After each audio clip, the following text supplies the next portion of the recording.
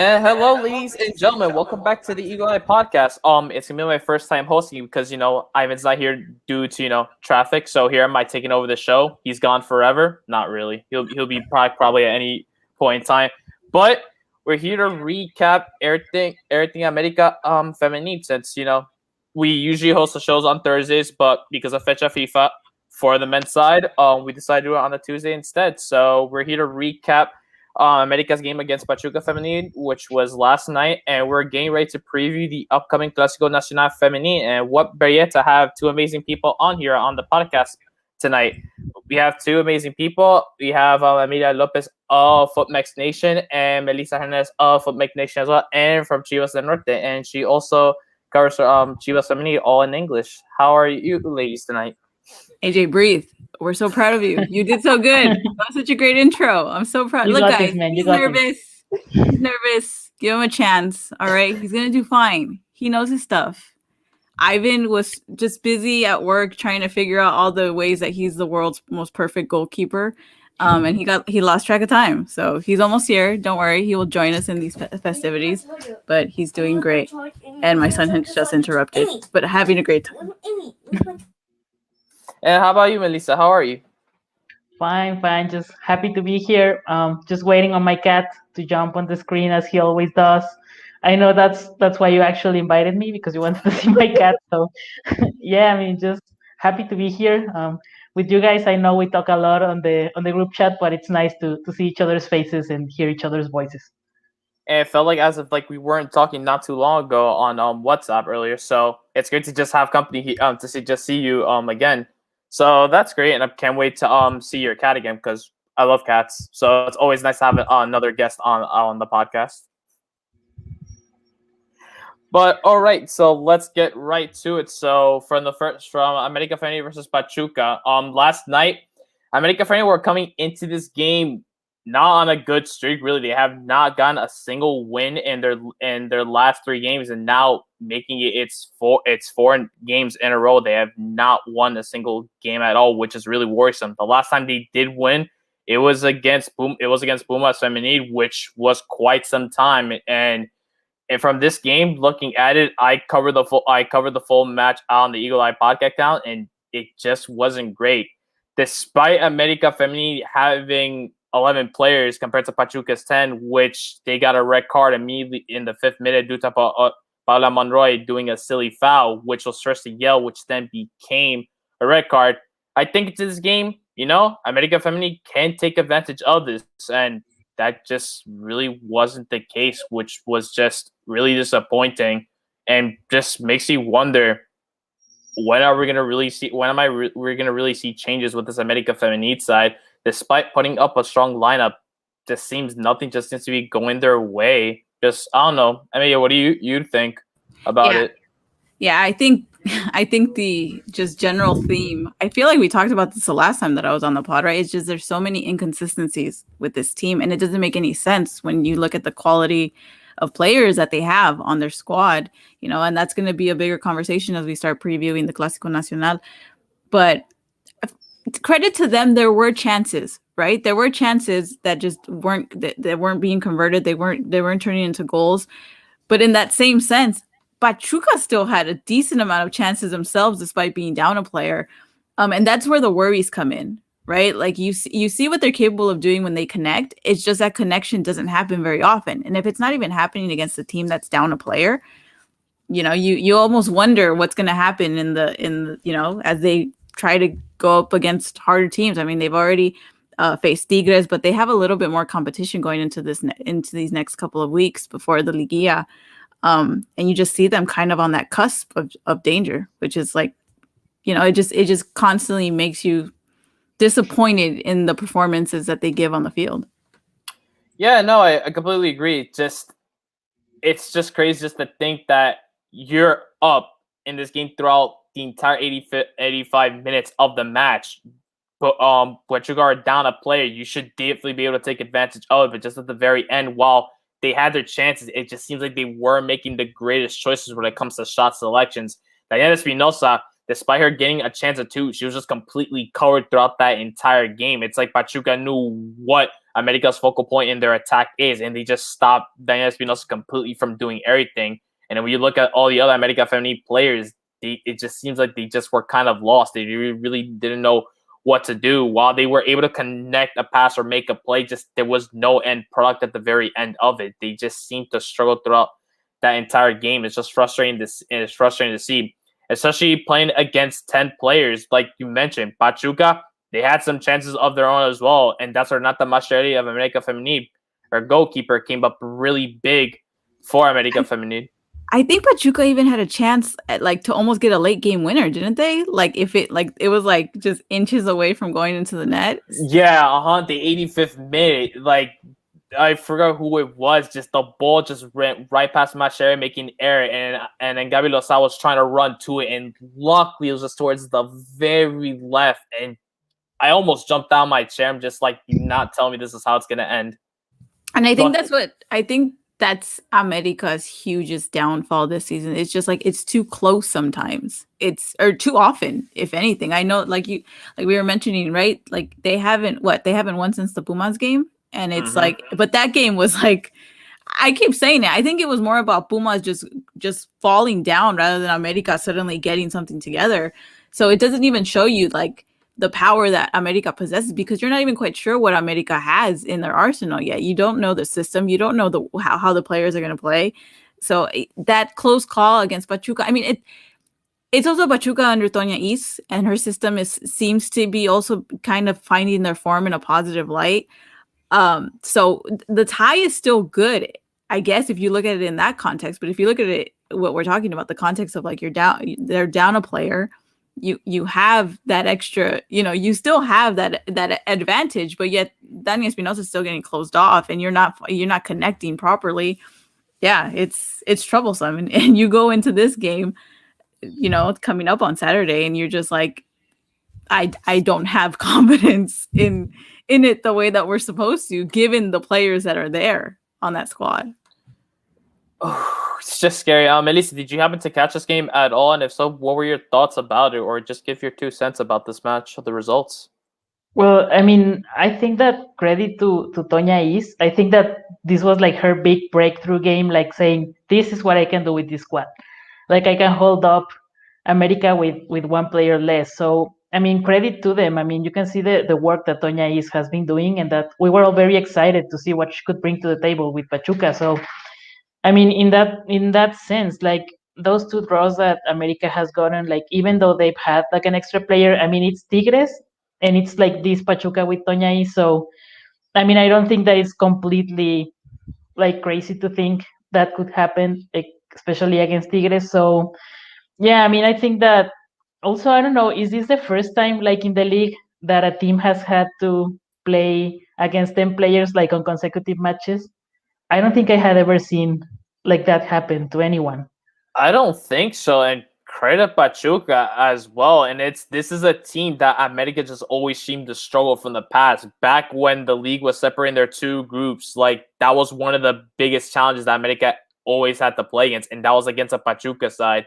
They give them a scare. And even though last season we crushed them 3-0, but remember, this was Eva Espejo at the time, where it just seemed like she just was having just bad luck with this Pachuca side towards the very end. While a strong squad, no doubt about it, it just seems like her luck was ran, just was unable to figure what she could really do. With Toña Is, credit to her part, with just 10 players only for 85 minutes, and she was able to hold on to a point at home against that America Femenil side that were desperate for points. And it's just crazy just to think about it as well.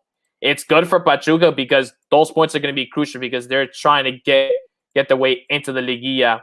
And America Femenil, on the other hand, it's looking like a complete challenge, and lots of questions are being thrown at Leo Cuellar, where it's like, can this team actually make it to the Liguilla this season at all? And Cuellar, it just seems like I feel like he just keeps throwing excuse after excuse, especially in his press conferences. He just keeps trying to come up with like reasons to like why we're not doing well. Injuries being one, while there are injuries, but at the same time, I feel like what the caliber players that you are presenting on the field, you shouldn't really have that much of an issue, especially when you feel like most fans could think we can take care of this Pachuca side, especially while I'll keep repeating, playing with 10 players on the field, you're like, we got this. and then you look at the end result, you're just like, okay, we probably don't got this, and it's even more scary to just think about our upcoming rivals, our biggest rivals in the league, and the way they are right now, sky high. They're just breezing through their opposition. And America, for me, we're just holding on to dear life and just hoping if we can escape with a point, it's better than nothing. But it's just sad to see. But what do you think of Renata Mascherelli in this game, Amy? How do you think she played in this against Pachuca? Mm-hmm. I mean, I think she's a great player. I think she had a good performance. I don't think it was terrible. I think why isn't Ivan here? He's the one that should be saying this. I think what America is struggling with not just Masciarelli but also Acuna is that there's good defenders with them. I just don't know how much control they have with them, but maybe it's not entirely their fault. Maybe it's also the system in which they're being told to play in, whatever it may be, because the mystery is still out there, where they keep getting tripped up sometimes in plays. Like and we've seen it. I mean, we've gotten some good highlights for other teams. I mean, Mascherelli and Acuna have both been caught off their line how many times this season? You know, hi, Cat's here. But I think they're very talented players. I mean, I was looking at the highlights. I mean, obviously Mascherelli had those fantastic saves the last time that they faced Chivas, but it's those little mistakes that keep costing them, games. I mean, that the match against Tigres was basically they lost. They still drew, but they lost because they just make it. And that's where I think the disconnect between the defenders and the goalkeepers is because they're not tackling properly, or they're not making, like, they haven't gotten in line with what they should be doing in certain situations, and then it ends up putting everybody else at risk, or it ends up giving penalties away that they shouldn't be giving away. So I think that's the problem that just the defense and the goalkeepers have in general. But I mean, you come out of it with a clean sheet against like we're all talking about, a newly developing Pachuca under Tonya Is. I mean, you can't be too upset with her performance. Why? What did you think, AJ? Renata Mascherelli, I always advocate for her, and I always said since I first saw her arrive to the team and train, I just say she's got to be the number one in this team at some point, and I feel like she's been proving it, no doubt about it. In just 2 games already, she's, I think, almost accumulated 10-something saves, which is just great in just the span of 2 games, just coming back from injury not too long ago, and it just felt like she just never lost any of it, especially when she was out for, I think it was at least a month. And it's great, but then comes the entire thing. Will she truly be the number one starting goalkeeper? Because under Cuellar, your starting spot is never saved. You could play in one game, and the next thing you're either playing a different position, or you're going to be ending up on the bench for who knows how long, because that's just Cuellar. And then the question you brought, which I feel like I should ask to everyone, how crucial is it to have the same back 4, back 5, back 3, whatever the case may be, the same line of defenders along with the same goalkeeper? Because I feel like looking at Chivas, I think they only had to play Celeste Espino for 6 games, but for the most part, it feels like their defense just doesn't seem to crumble at all. And then when you put in someone like Blanca Felix as well, she just does an amazing job as well. And I just feel like there's no issues between the defenders and the goalkeeper compared to America Femenil. It just seems like it's always becoming an issue, no matter who's in goalkeeper and whoever's in defense, there's always a problem. Yeah, I mean, with Chivas, the thing is that our set piece defending is terrible. That always, like, we get a corner kick or anything against us, and then we know we are probably going to die there. But yeah, I mean, I think that's something that Chore Mejia has done really well, is kind of setting up a system so that whenever you see him rotating players, they know what they need to do on the field. So even though he switched around some players and he brought in Kimberly Guzman as a center back against Puebla, you could see the team was still a bit shaky at the beginning. But once they settled in, I mean, you could see that there was really no difference in how they played, as opposed as to how they would have looked with, like, for example, Miriam Garcia as a starting center back. So I think that Chore has been able to do that and do that really well. Like, there's a cohesive system in place that whoever comes in knows what they need to do. Well said. But that's just seems to be like the case for America Femenil. Just it's always a struggle with them in their defense. Is just trying to figure out what's the correct defense just have in the back, along with their goalkeepers. And I feel like in this game as well, it almost costed them 3 points. They're luckily able to just get 1 point away at Pachuca. But hey, a point is better than a loss, and America just barely just escaped out of this match out of Hidalgo with a point. And now we just transitioned right into I'd say the biggest game for America Femenil this season, and that's against Chivas, which is going to be played on Saturday, March 27th. And the great thing is, it's actually going to be aired on national television, which I'm happy to see. I don't have to scroll through the internet just to find a link for this match, which I've been doing for the majority of these Liga MX Femenil matches. For what it's worth, we would have done it anyway. Like we would have done it anyway. Like of course, it gives us peace of mind, but we're going to watch this game regardless. I mean, just kidding, guys. We don't support any, stuff, but we would have. The only difference is if the halftime is going to include someone speaking Portuguese or not. So, or someone asking us to subscribe to their channel. Or they just made some kind of graphic to block it out just to seem like they're not recording the commercials in the background.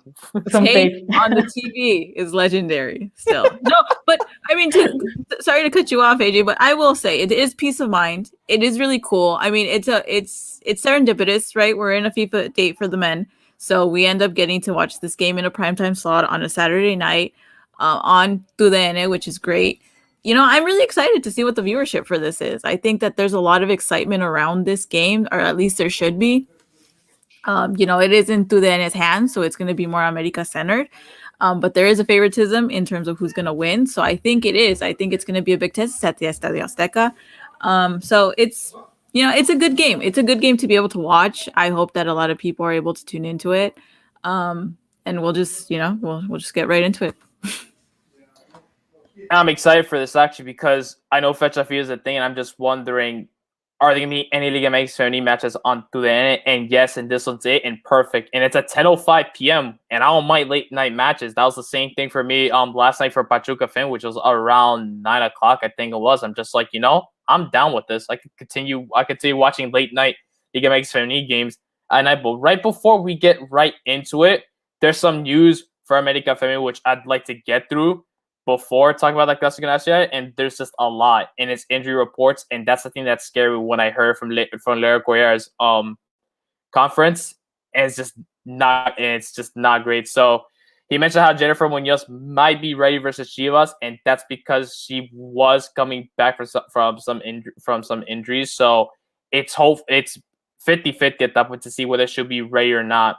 And then Daniela Blue Flores, she was on the bench for Pachuca, but she did not feature, and this was because she was not match fit. She was just there to travel with the team just to fill up the spot. Along with her is also Zulma Hernandez, who was on the bench, but she did not feature versus Pachuca. That's also because she's recovering from a couple of injuries that she's been having. And then some of the bad things I just really don't want to even hear. It's Justin Arhead. She's out versus Chivas, and she was a crucial player in that squad against Chivas last season in the regular season and Liguilla, and she will probably not feature until against Santos. The same could be said for Diana Garcia, also out until Sunday. Maya Pelayo, apparently she's been injured, but the club just never seems to report anything on it on their social media page. She'll be returning by the end of Fecha FIFA for the women's, which is going to be happening around towards the end of April, I think it is, which is the case. And then the most recent news is Erisbeth Ramos. She tore her ACL today, and she's out for 4 to 6 months. And I'm just amazed at how a player that has not featured at all at any games this season just injured. But that's something for another time there for Fernanda Pina. Leo Cuellar was asked this question in the press conference, and he just never got around to answer. So really her timetable for when she's going to return, it's unknown. The good thing I'd like to talk about a bit is Jenny Farias. She wore the new Mexico 2021 kit in a video in which she featured for Adidas and got to talk a bit about what the jersey meant. And I don't know, I actually like the jersey despite a lot of people complaining about what the Mexico kit is. Thank you, AJ. Thank you for. Well, not thank you. I don't know why I'm thanking you, but it's refreshing to hear a just really angry opinion on this.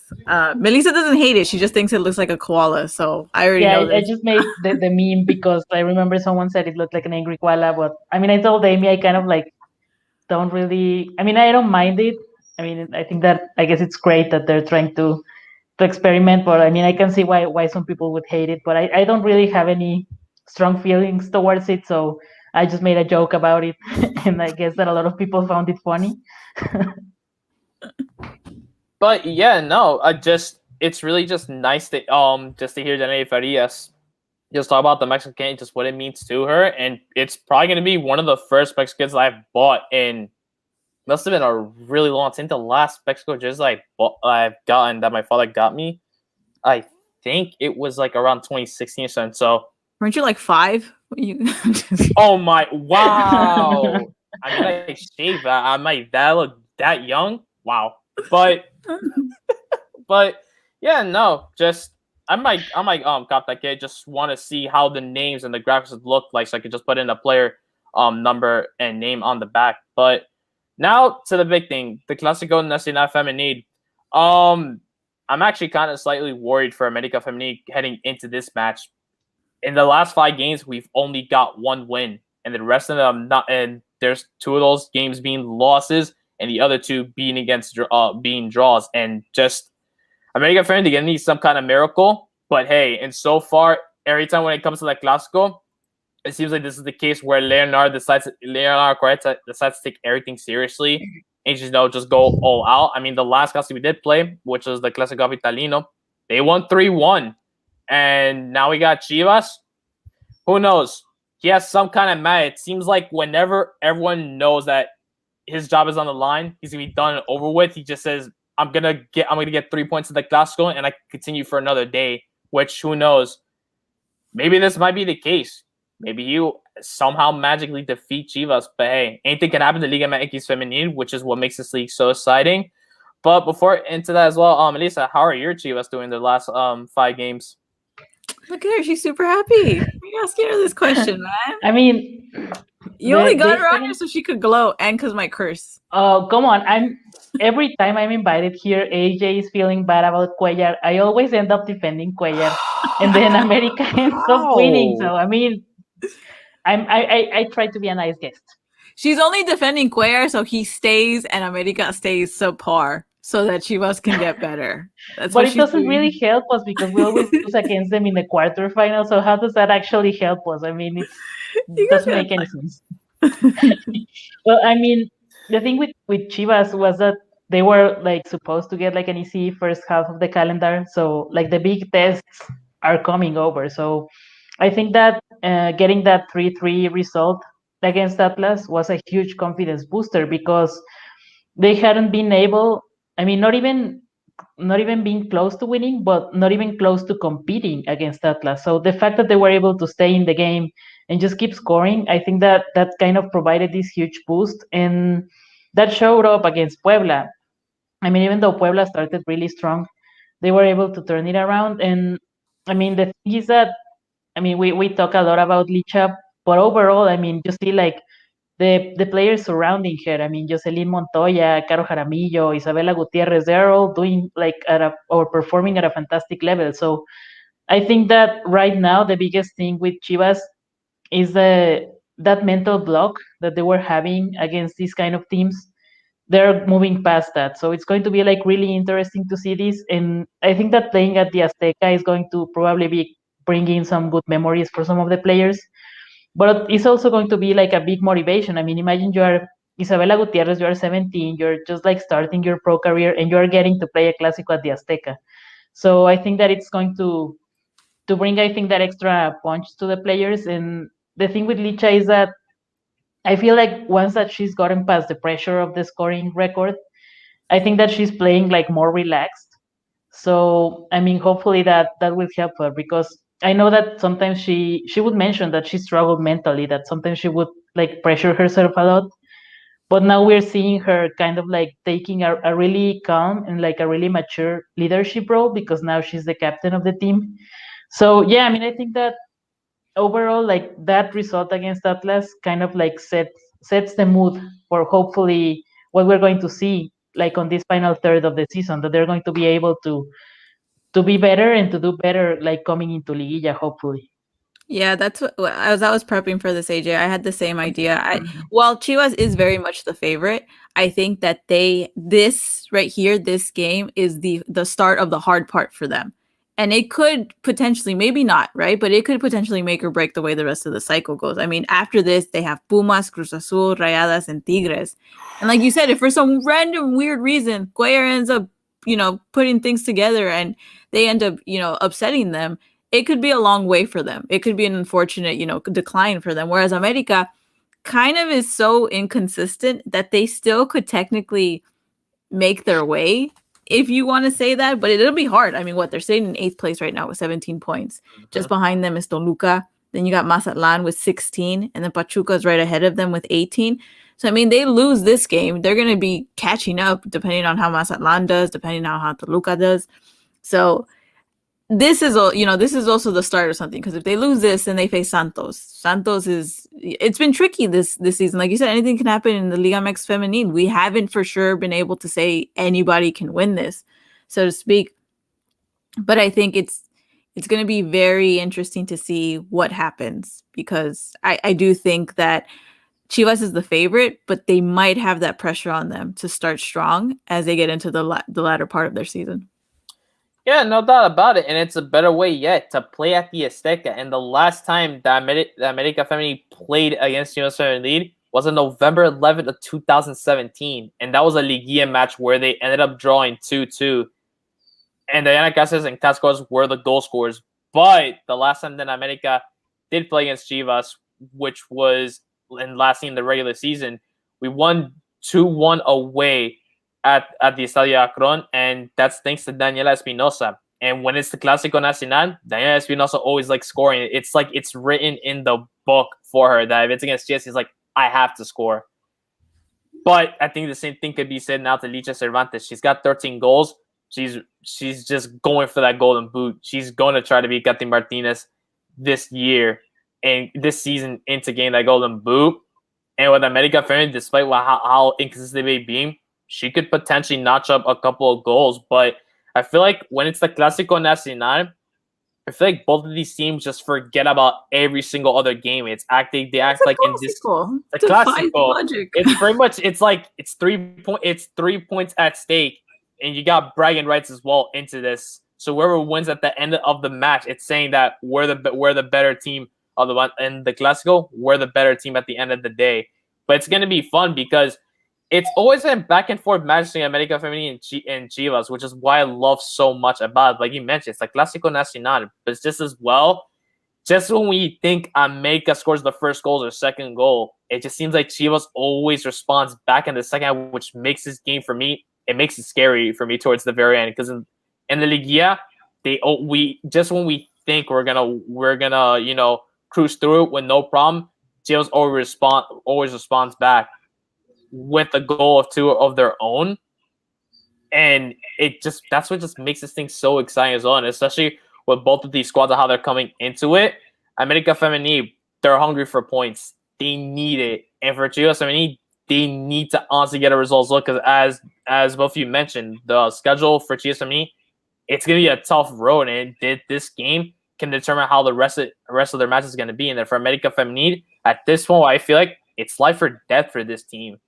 Their spot in the Liguilla, I'd say it's at stake with this because you have 3 other teams, and another team is Tijuana. They could actually catch up to it, and if they can get a good string of matches, they could just knock America Femenil out. And America Femenil at this point, Leo Cuellar, he really needs to have some tactic, needs to do some of his magic, brujeria, whatever this case may be. I think the best tactic will be for Maciarelli to be as far out from her line as physically possible. Oh, look, Ivan's here. Ivan, what's up, man? Oh. Hello. We said Maciarelli 3 times and then he showed up. There you go. That's the magic words, That is the magic words. No, first of all, hi, thank you guys for addressing me. I'm sorry I'm a little late. Traffic. I'm out of town right now, so it was was a nightmare getting to the hotel on time. It's okay. AJ did a fantastic job. I give him an A minus just And an A because minus. that means there's room for improvement, but it's still an A. Okay, I'm very proud of Definitely.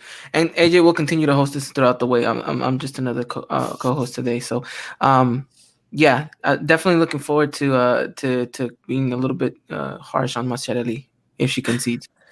Oh, every single time it's a few in goalkeepers, no matter what. Especially Ivan is the world's greatest goalkeeper, AJ. We've established this. I apologize. Right? I apologize. No one can do what he can My do, bad. all right? Not even Ochoa, all right? Ochoa makes mistakes too. Ivan never, nunca. I'm surprised he's not playing. I'm surprised he's not playing professionally. I don't know why Ochoa's not on the bench, but hey, Getting roasted on my own podcast, and I never thought I'd see the day come.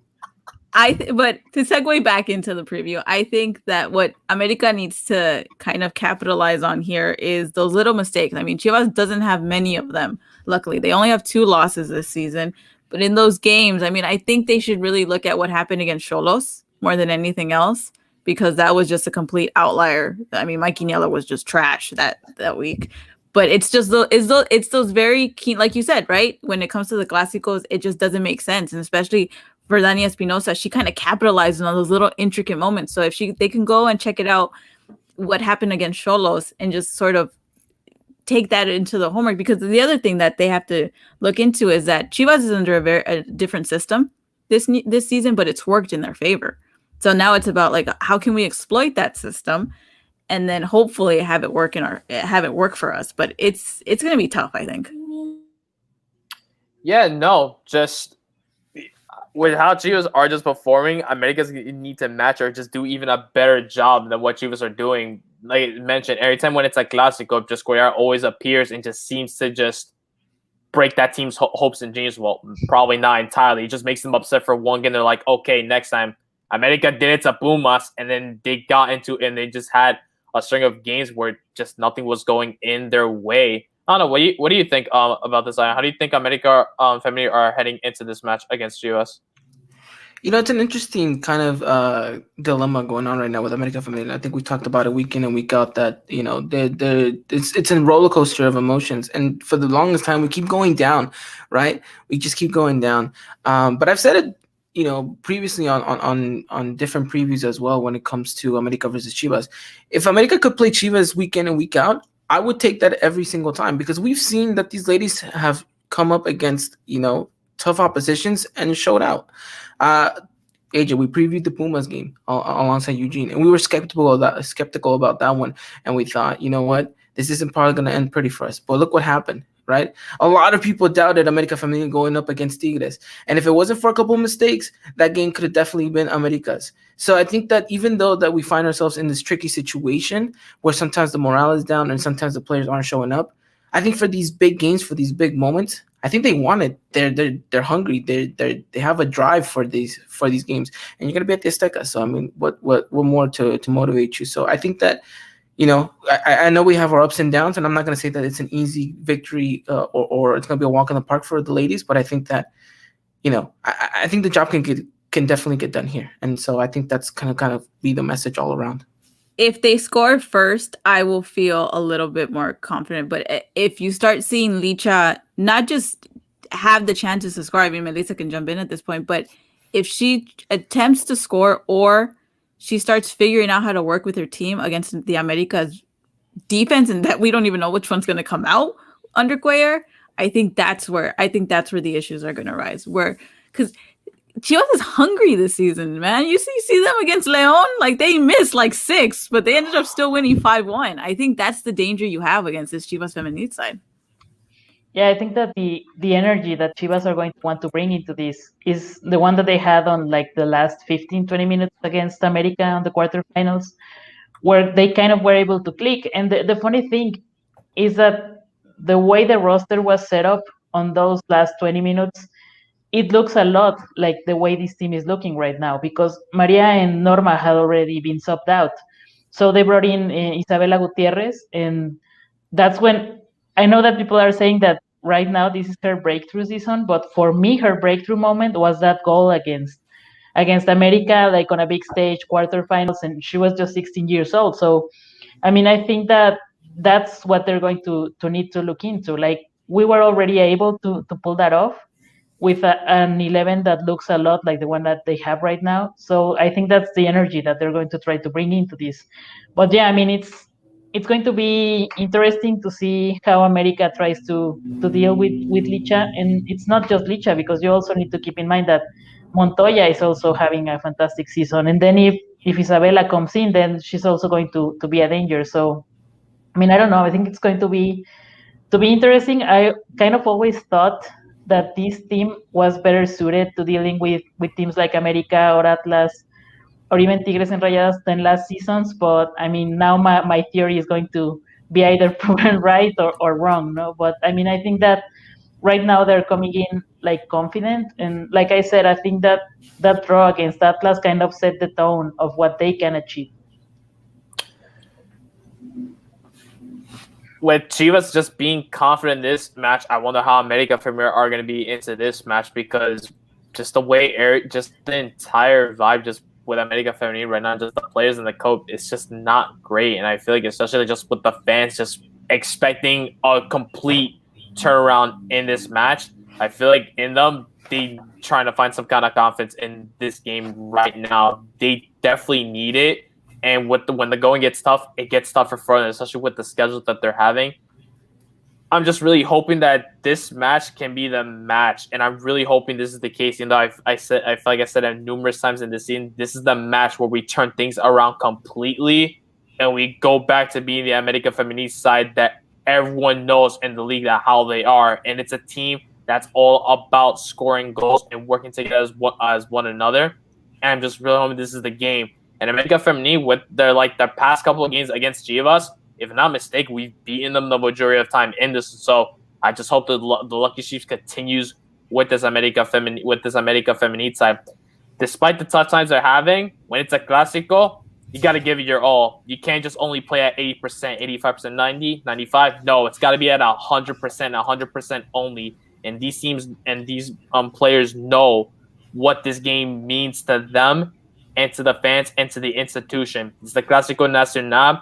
It's the one of the biggest in the Liga MX in the Liga MX Femenil, and I see both of these teams giving the fans the goals fest that they need, especially on a Saturday night at 10 p.m. when they think there's no match to be on. No, it's on through the internet and go watch it. You don't want to miss it. But I want to say, Lisa, how do you think Chivas Femenil are going to be lining up against America on Saturday night? Well, what we've been seeing is like a 4 defensive line, and then like 2 midfielders, which are usually Susan Bejarano and Miriam Castillo. I know that Miriam Garcia didn't play last match. I think they were saving her. She can be like a little bit injury prone, so I think that they were just kind of saving her for this one. So she's probably going to be on center back with Michelle Gonzalez, the way they have usually been playing. And then up front, I mean, I don't know how they're going to, or what Chor is going to decide. Like, is he going to start Jaramillo, or is he going to bring in Isabela Gutierrez? But then it's just going to revolve around the 3 players surrounding Licha. I mean, whether it's Jaramillo, Isabela, Jocelyn, or Annette and Dia Romero. So we don't know. That's where he can shift things a little bit around to see what he can get. But yeah, I mean, I think that he's just going to stick to the same system he's been using, which is like a 4-2-3-1, and it's going to just largely depend on which attacking players he's going to bring in. That's not interesting. Oh, go on, Ivan? No. I said that's interesting. You know, I think Chivas definitely has. I know we like to kind of give the phrase that, you know, Leach has been backpacking them. I know you definitely like to use that, AJ, but I think Melissa is correct. I think there's more to this team than just Leach. And I think that's the deadly thing about it, is that maybe this team might be so concentrated on one player that it gives avenue for others to explore. And so, you know, hearing Melissa's lineup and kind of seeing what most likely is going to be thrown at our defense, it's going to be an interesting battle.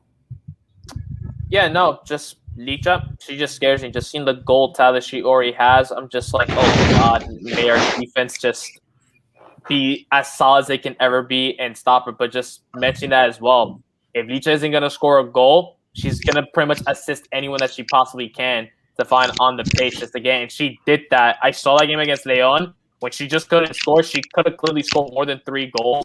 She just simply said, I'm going to find one of my teammates. If they're open, I'm just going to give them the pass, and they get the goal. And I feel that's one of the things that America Femi is going to need to watch out for. But I feel like with the lineup that Guerra has, it could potentially stop Leach as well. Just give this Chivas side a hard time as always, as they usually do in previous occasions. So I feel like Lea Guerra is going to be starting for the starting 11 against Chivas on Saturday. He's going to have Renata Macheri at goalkeeper. You got to have her there. Back four, you can say Jimena Rios, Gabi Lozada, Janelle Farias, and Monica Rodriguez. The midfield is going to be consistent of Montse Hernandez on the left, Hannah Gutierrez on the right. The 2 center midfields are going to be Cassandra Cuevas and Eva Gonzalez. And up front, I have Dalia Molina and Daniela Espinosa. And pretty much, it's a repeat of the lineup he had against Pachuca because you got Hannah starting, Doug? You got Hannah starting. What? We have no other right midfielders, Ivan. Dude, Diana Garcia and Maya Pelayo are gone. Hannah Gutierrez gives her, speaking of 100%, she gives her 100%. She tries her absolute best. But you're going up against Chivas. And like you said, Licha's deadly, but look at all the space that could potentially be open for her to provide for another player. That's what I wrote in my notes. I was like, please don't start Hannah. We have no one else at right mid. We don't. The only other player we can is he'll Jennifer throw somebody Munoz. else in that position anyway. He'll be like, "You're gonna be right now." Like he just does that anyway. Why are you gonna? JD's gonna be on the right side. JD as a field player. Like it's too. I mean, at least you have Jimena starting because that was one of my question marks. Is Jimena gonna start in this game, or is he gonna try to sub her in? Because she needs to play. I think her in the back alongside Janelli with Jocelyn out, unfortunately, is gonna be crucial in a match like this. But I need to know why you put Hannah in to start. Look, the last time she did play against US, she actually was on. I'm not gonna lie. As much criticism as I gave, she was like one of the best. Yeah, she was just one of the best players on that America Femenil side. You're just like Hannah, out of all players, is doing well. I respect her effort, man. I respect her hustle. I just also think Chivas has been very deadly on counterattacks too, and that pace. Yeah, she doesn't have the pace for it. She doesn't have the pace, man. She tries super hard. She can't get there. To try to back Hannah Gutierrez as much as I possibly can. She's a rigid defender. So in this case, if she's not gonna truly be the one to just run up the wing, go for crosses, just shoot players left and right, get them the one-on-ones. Look, you're gonna be. All I'm saying is that if they score off a counter. We know who we're blaming. It's not going to be Cuellar. But look, I think this is the interesting thing.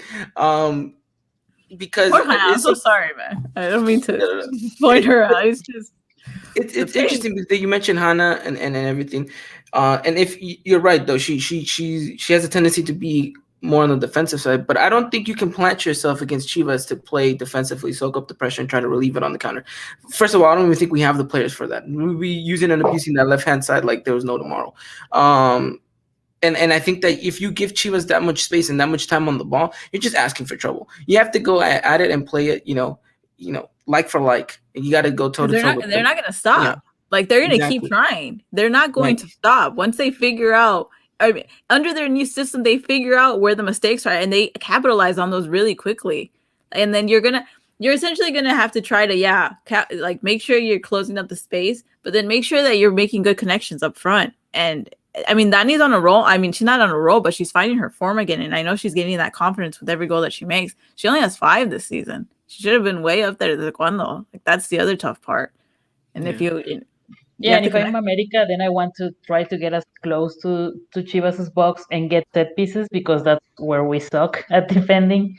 So you want to try and get those chances to see if Dennis Espinosa is good at those too. So you know that you have like that extra advantage that Chivas are not as strong as defending there, and that you have good players that can execute those really well. So that's what you want to ideally try and capitalize on.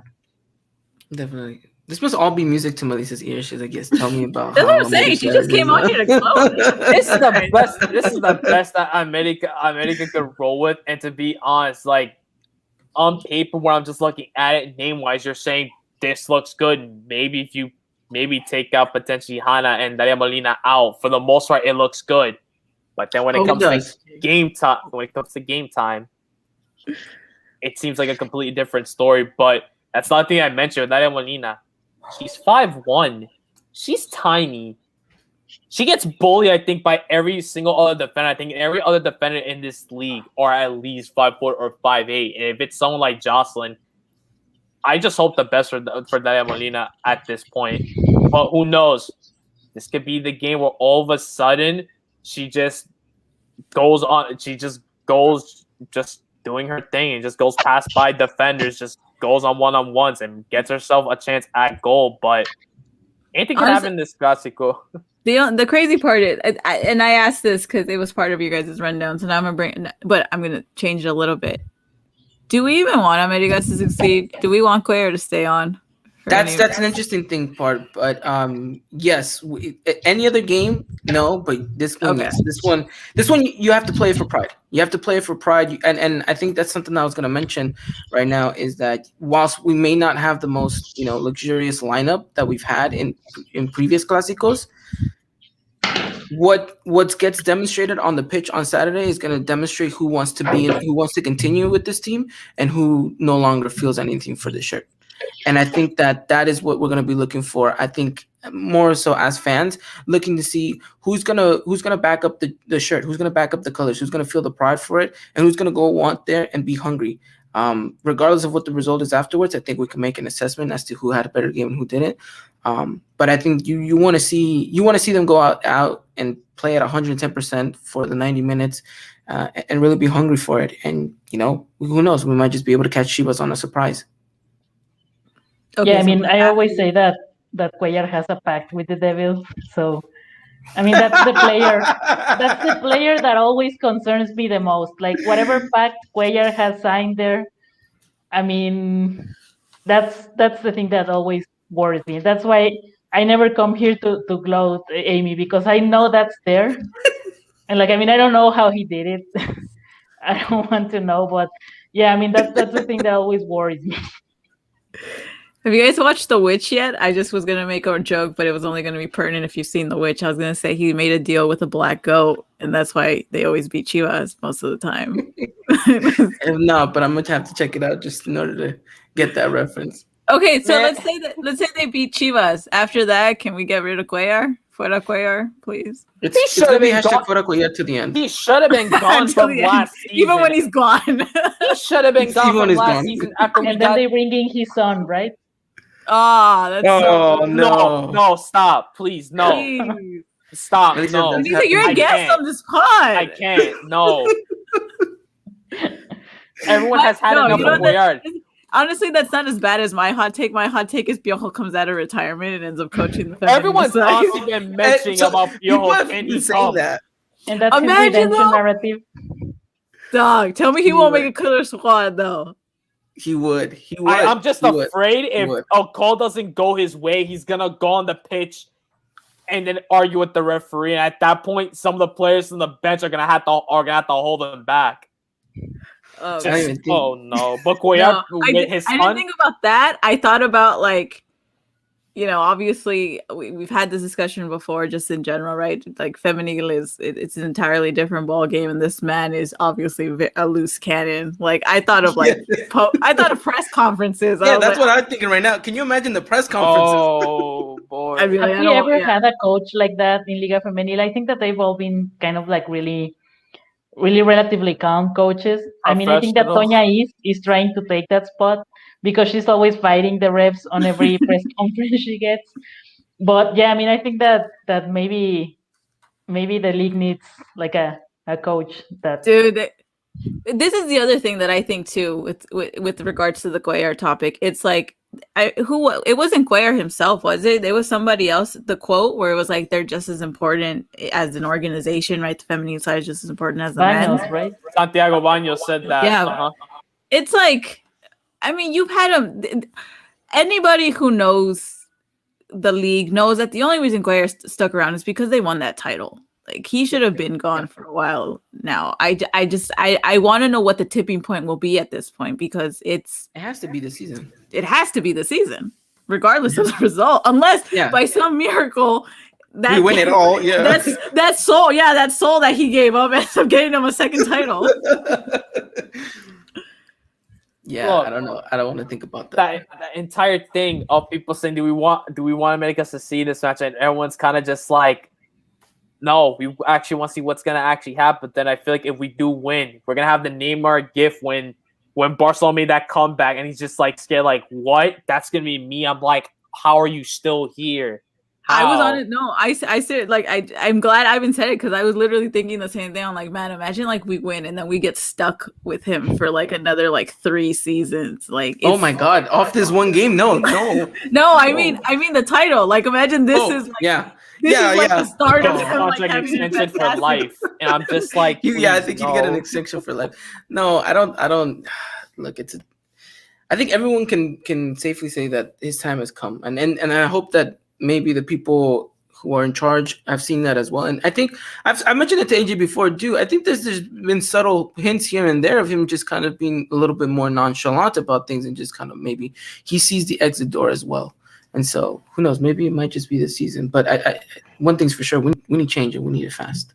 Yeah, No I mean, granted, this is not just a discussion happening with America, right? Rayadas has their own Clasico coming up.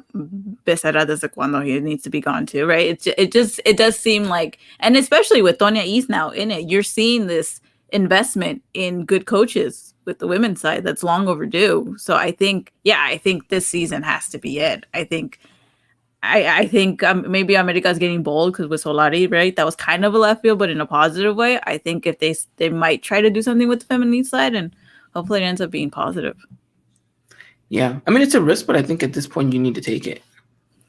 So welcome, Piojo Herrera too. Welcome, because that would just be much more toxic. Can you imagine, like, Piojo's coming in for his press conference, and then Solari has to walk past him for his next conference? It's like the one that guy just took your job is also. They'll get into a brawl in the hallway, and then everyone's have to then get the cameras out, right? Like the coach of America and America are just brawling out. Also, how random! Like, imagine as an organization, like, hey man, I know we let you go for the men's side, but look, there's an opening. There's a job needs to be done. Are you gonna take the talents right back? But back into the Tiger America Femenil versus Chivas. No, it's gonna be a pretty interesting match with the two predicted lines that we hope that will appear. The points that are at stake for these both teams. They got tough schedules up ahead, but only one team can win it, or both these teams end up getting a point, and then their futures will be decided in the last couple of matches for them. But no, this is gonna be pretty exciting to watch. But now we talk about score predictions, and I want to give it to you first, Melissa. What do you think the score prediction is gonna be for this Clásico Nacional? Well, I mean, I'm going to give a slight edge to Chivas because of Licha, but I do think that either Daniel Espinosa or Janelli are going to score on us. I think that it's going to be lay the legs there. Okay.